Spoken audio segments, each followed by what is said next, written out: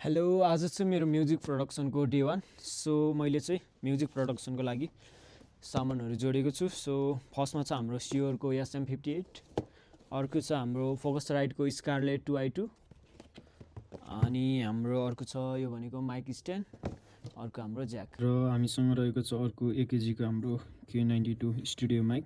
है त अनबक्सिङ गरिदिउँ। यसलाई म साइड लाउँछु, यसलाई साइड लगाइदिएँ। फर्स्ट केबाट जाऊँ? फर्स्ट माइकबाट जाऊँ है। हाम्रो डाइनामिक माइक हो यो चाहिँ। सो ये टाडा, यो चाहिँ बबालै माइक हो, लेजेन्डरी माइक हो, धेरै प्रोफेसनलहरूले युज गरिरहनुहुन्छ। सो मैले पनि किनेँ यस सियोरको SM58 डाइनामिक माइक। यो चाहिँ हाम्रो यस्तो प्रकारको छ।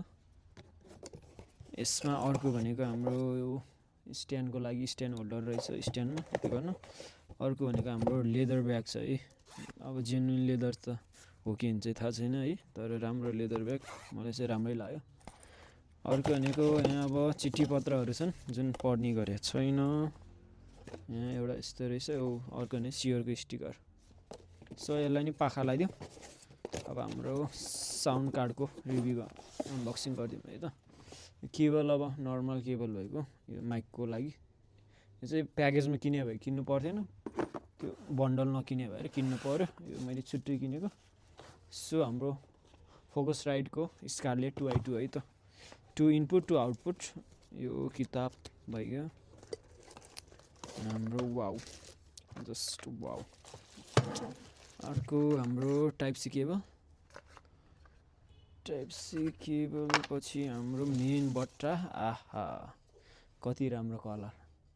मेरो ज्याकेट नि रातो, यसको कलर नि रातो। सो दामी छ, तर हेर्दाखेरि लास्टै हेभी देखे पनि रियलमा चाहिँ हल्कै छ। मेटल बडी हो, दामी छ। यसलाई रिभ्यू पछि बनाउँला, रिभ्यू भिडियो। सो यसलाई नि पाखा लगाइदिउँ।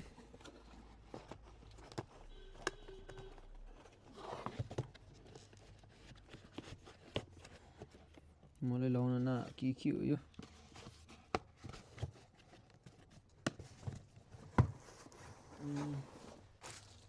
अब अर्को सामान भनेको हाम्रो यो स्ट्यान्ड, माइक स्ट्यान्ड।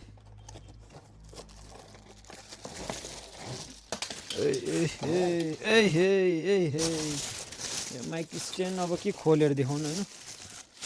यो स्ट्यान्ड ओहो सामान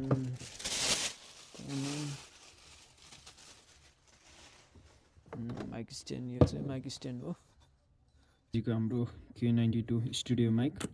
यसलाई पनि अनबक्सिङ गर्छु। चाहिँ यो प्रकारको रहेको छ हाम्रो। सो बाई, अब भेटौँला नेक्स्ट भिडियोमा।